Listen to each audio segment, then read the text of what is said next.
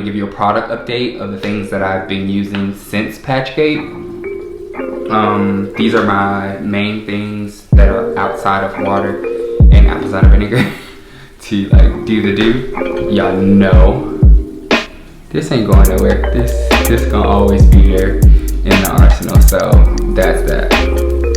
But I was looking for something to try, and I think I did a video on it. I want to say, I don't know. I'll check the channel, but I think I might have did something. It was either video or Instagram post, one of the two. But the Uncle Jimmy's product line. So I used the beard softener and then the shampoo.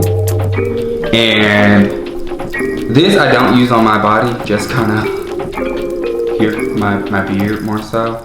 I haven't tried to wash my hair with it. I just haven't. And then this stuff, man, this stuff is like A1. A little bit goes a long way. Take a little, rub it in. Get your beard. Line yourself up with the castor. Line yourself up with the castor oil. You're good to get the dough, brother. So yeah, that's it. Hope y'all are doing well on your beard journey. So yeah, be sure to like, comment, subscribe.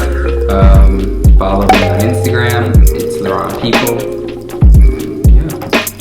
Till next time. Peace.